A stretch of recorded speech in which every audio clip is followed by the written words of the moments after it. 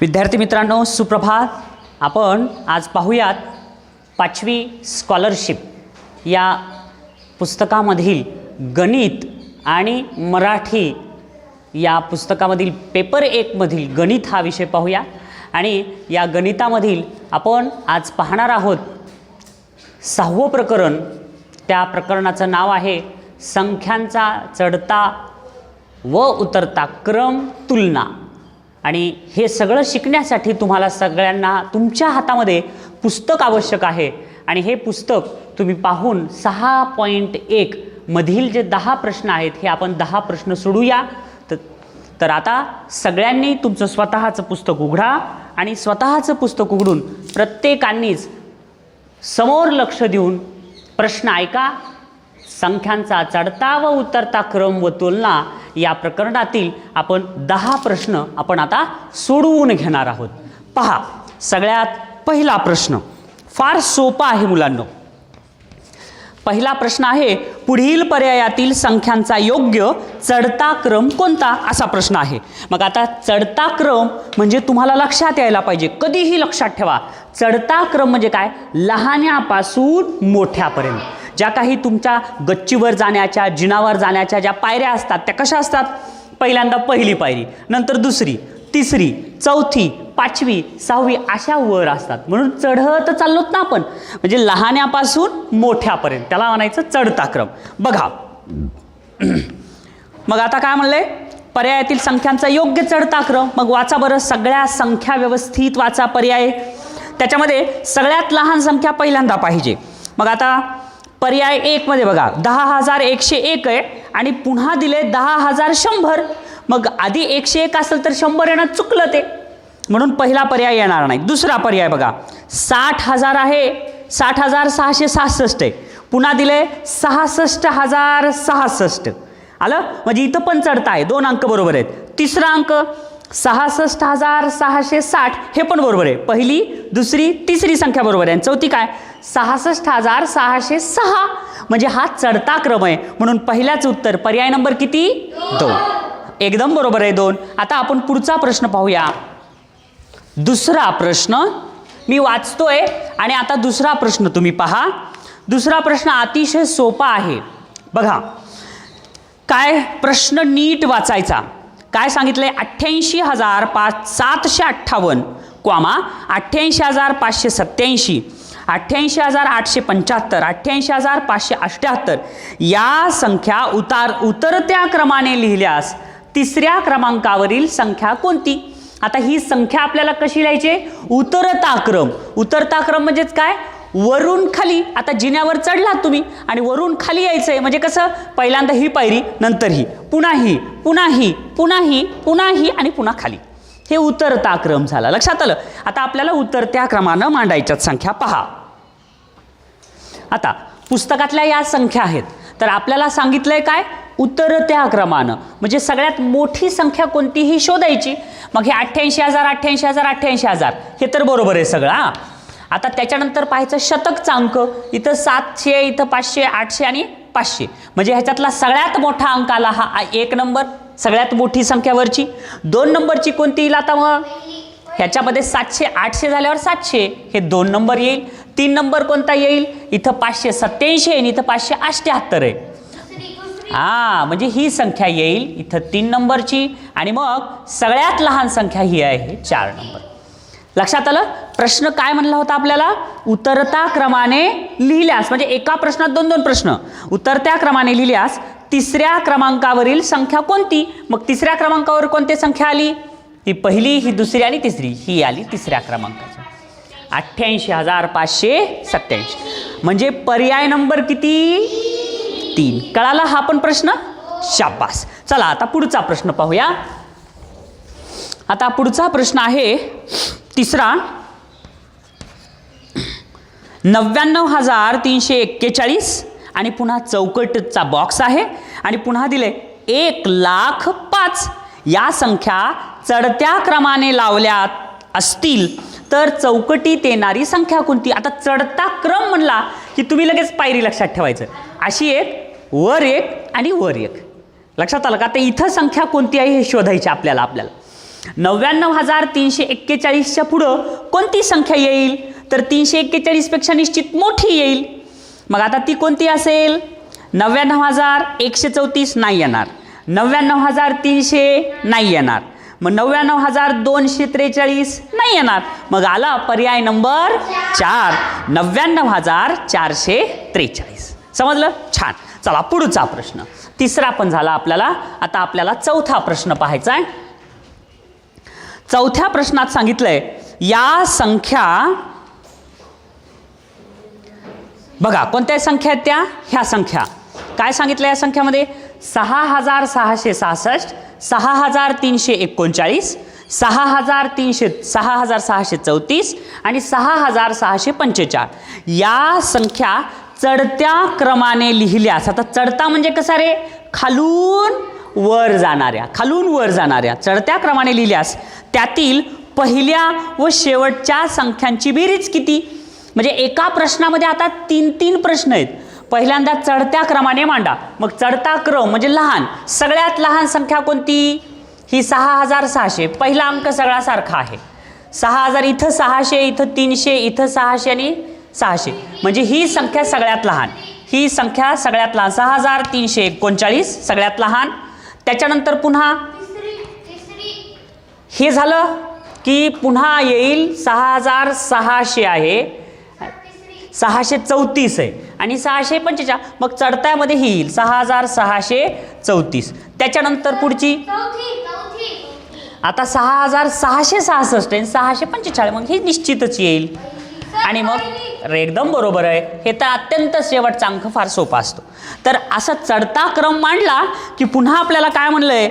त्यातील पहिल्या व शेवटच्या संख्यांची, म्हणजे ही पहिली आणि ही शेवटची संख्या यांची बेरीज किती असेल? म्हणजे बघा एका प्रश्नात 3 6,339 अधिक 6,666 यांची जर बेरीज केली, 9 आणि 6 15ला 5, हातचा आला 1, 6 3 9 1 10ला 0, हातचा आला 1, 6 3 9 1 10, हातचा आला 1 0 2 6 6 12 आणि 1 13. किती आलं?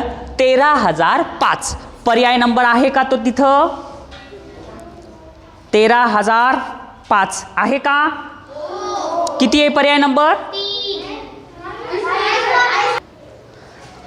बघा उत्तरामध्ये तो पर्याय नाहीये. का नाहीये? कारण आपण इथं रफमध्ये लिहिताना हा प्रश्नातली संख्या घेतलीच नाहीये.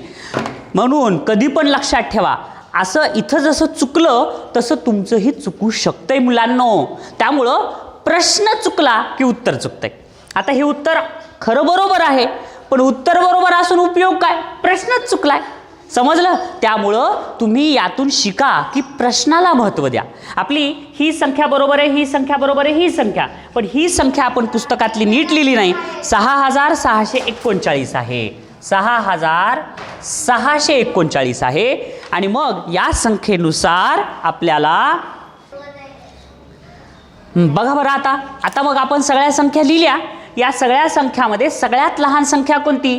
तर 6,634. आणि सगळ्यात मोठी संख्या कोणती? 6,666. आणि या दोघांची बेरीज केली, उत्तर आलं 13,300. आणि हे पर्याय नंबर कितीमध्ये आहे? 2. आलं उत्तर? छान. चला पुढचा प्रश्न. कितवा प्रश्न आता? बघा हा बघा आता 5वा प्रश्न पाहूया. 5व्या प्रश्नात आपल्याला संख्या दिलेल्या आहेत मुलांनो. संख्या तपासून घ्या बरं. 87,768, 85,392, 86,765, 84,271. आणि काय सांगितले पुढं? या संख्या चढता क्रम, चढता म्हणजे लहान्यापासून मोठ्यापर्यंत चढत्या क्रमाने लिहिल्यास त्यातील पहिल्या व शेवटच्या संख्यांची बेरीज किती असेल? मग चढता क्रम, लहान संख्या, यामधली सगळ्यात लहान संख्या ही 87,000 आहे, 85,000, 86 आणि 84. एकदम सोपं आहे. ही सगळ्यात लहान संख्या आली 84,271. त्याच्यानंतर पुन्हा त्याच्यापेक्षा थोडीशी मोठी संख्या 84,000 नंतर 85,000, 85,392.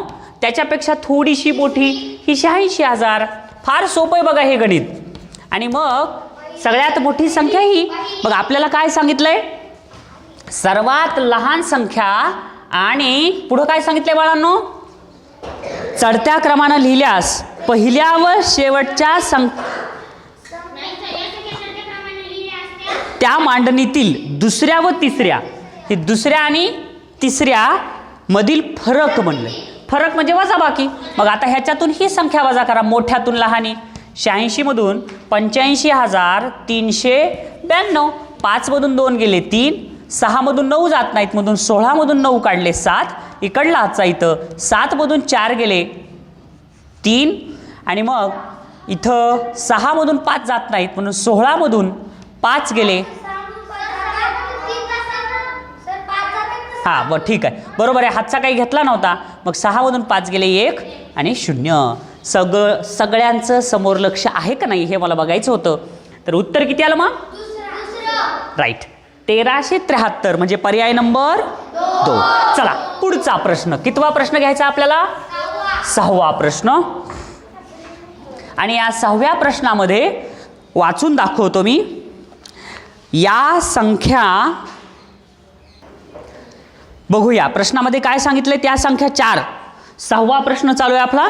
16,000 म्हणजे 1,64,000 काय, 1,64,520, पुन्हा 1,36,520, 1,63,520 आणि 1,65,320 या संख्या उतरत्या क्रमाने. आता कसला क्रम ठेवायचा आपल्याला? उतरता क्रम. उतरता क्रमाने लावल्यास त्यातील पहिल्या संख्येतील 1000 स्थानी असणारा अंक व चौथ्या संख्येतील शतक स्थानाचा अंक यांच्या स्थानिक किमतीमधील फरक किती असेल? मग आता हे मोठा प्रश्न असू द्या, कितीही मोठा, एक एक प्रश्न सोडवा. एका प्रश्नात 4 प्रश्न आहेत. मग आता पहिला प्रश्न सोडून घ्यायचा. मग काय, उतरत्या क्रमाने मांडा. मग आता उतरता क्रम म्हणजे सगळ्यात मोठी संख्या कोणती आहे? 1,64,000 ही आहे, आणि इकडं 1,36,000, 1,63,000, 1,65,000. मग आता सगळ्यात मोठी संख्या ती आली 1,65,320. त्याच्यानंतर 1,64,520 येईल. त्याच्यानंतर थोडीशी लहान 1,63,000 येईल, तर 64 आहे, तर ही येईल 1,63,520. आणि मग तिसरी संख्या आली की त्याच्या पुढचं येतच आहे 1,36,520. आता मोठ्या प्रश्नातला एक छोटासा प्रश्न सोडवला, उतरत्या क्रमानं लिहिलं. मग आता पुन्हा काय म्हणले त्यांनी? उतरत्या क्रमाने लावल्यास त्यातील पहिल्या संख्येतील 1000 स्थानी, या पहिल्या संख्येतील एकक दशक शतक 1000 स्थानी असणारा अंक, आणि काय म्हणलंय, व चौथ्या संख्येतील, आणि ह्या चौथ्या संख्येतील शतक स्थानाचा अंक, एकक दशक शतक, हे बघा, ह्या शतक स्थानचा अंक म्हणजे बघा एका प्रश्नात 3 प्रश्न. हे उतरत्या क्रमाने मांडलं, पुन्हा पहिल्या संख्येतील 1000 स्थानचा अंक शोधला, शेवटच्या संख्येतील शतक स्थानचा अंक शोधला. आता 3 क्रिया झाल्या, आता चौथी क्रिया, शतक स्थानचा अंक यांच्या स्थानिक किमतीतील फरक. आता चौथा भाग काय करायची, यांची स्थानिक किंमत काढायची. 5ची स्थानिक किंमत आली 5,000 आणि त्या 5ची स्थानिक किंमत आली 500. आता एवढं झालं म्हणजे उत्तर आलं नाही, अजून त्याच्यामध्ये यांच्या स्थानिक किमतीतील फरक, हे शब्द, फरक म्हणजे वजाबाकी, हे महत्त्वाचं. म्हणजे 5वी क्रिया झाली आणि 6वी क्रिया वजाबाकी केलं, म्हणजे एका प्रश्नात 6 प्रश्न आहेत आणि मग उत्तर येतंय 0 0 0 0. 10तून 5 गेले 5, 5 मधून 1 गेला 4, 4,500. म्हणून पर्याय नंबर किती? समजलं मुलांनो? असं शांततेनं व्यवस्थित प्रश्न वाचा आणि नंतर मग उत्तर शोधा. आता 6 प्रश्न झाले. आता 7वा प्रश्न बघूया आपण. 7वा प्रश्न आहे PQR आणि S या संख्यांमध्ये वापरलेला सर्वात मोठा अंक 6 आहे. हा अंक प्रत्येक संख्येत फक्त एकदाच वापरला आहे, बाकीचे अंक अज्ञात आहेत. आणि मग स्टारमध्ये दिलेल्या संख्या, तर या संख्यामधील क्रमसंबंध पुढीलपैकी कोणता असेल असं विचारले. बघूया आपण कसं करायचं ते. आता हे बघा मुलांनो, आता आपल्याला सांगितलंय हे उतरता म्हणजे योग्य क्रम कोणता आपल्याला विचारलंय. तर मग आता हे साधं गणित आहे, गोंधळून जायचं नाही, बघितलं कीच तुम्हाला समजतंय. आता 6 अंक सगळ्यात मोठा अंक आहे, बरोबर आहे. मग ह्या स्टारच्या जागी 6 पेक्षा लहान अंक कोणताही असेल, बरोबर आहे. तर आता आपल्याला ह्याच्यातली सगळ्यात मोठी संख्या अगदी सोपी आहे. सगळ्यात मोठी संख्या कोणती? आर. सगळ्यात मोठी संख्या असेल. त्यानंतर कारण आरच्या इथं हजार स्थानी आहे ना, 6000 आहे, बरोबर आहे. किंवा आपण शून्यच आहे समजू, हे 6000 झाले. मग आता पुढची संख्या कोणती येईल? क्यू. हे बघा, आर पेक्षा थोडीशी लहान, त्याच्यानंतर थोडीशी लहान पी येईल, आणि त्याच्यानंतर थोडीशी लहान यस. आता तुम्हाला हे चिन्ह समजतंय ना बाळांनो? हे चिन्ह म्हणजे इकडला अंक मोठा असल्यास हे चिन्ह, आणि हे चिन्ह इकडला अंक मोठा असल्यास हे चिन्ह तिकडला अंक मोठा असल्यास वापरायचं, आणि हे चिन्ह दोन्ही अंक समान असल्यास वापरायचे. समजला? हा पण प्रश्न समजला? चला पाहूया आता कितवा प्रश्न आता पाहायचा? 8वा प्रश्न बघा आणि कायम लक्षात ठेवा. 8वा प्रश्न आहे, मोरगाव, मोरवाडा, वडगाव व वाणगाव या गावांच्या लोकसंख्या अनुक्रमे 22,432, 22,412, 24,326 व 22,401 अशा आहेत. या संख्या चढत्या क्रमाने मांडल्यास दुसऱ्या क्रमांकावर कोणती संख्या येईल असा प्रश्न आहे. बघूया आपण ते पण. बघा मुलांनो, त्या पुस्तकातल्या संख्या मी फळ्यावर लिहिल्यात. आता त्या पुस्तकात काय सांगितलंय? या संख्या चढता क्रम. आता चढता क्रम म्हणजे लक्षात यायलंय, चढता क्रम म्हणजे काय? लहान्यापासून मोठ्यापर्यंत पुन्हा मोठं मोठं मोठं मोठं मोठं असं चढता क्रम आहे. मग आता ह्या चढत्या क्रमाने मांडण्यासाठी सगळ्यात लहान संख्या कोणती आहे हे आपल्याला सांगायचं आहे. तर मग सगळ्यात लहान संख्या ही 22,400, 22,422, हे आता 24,000 आला इथं, आणि इथं 22,000 आहे.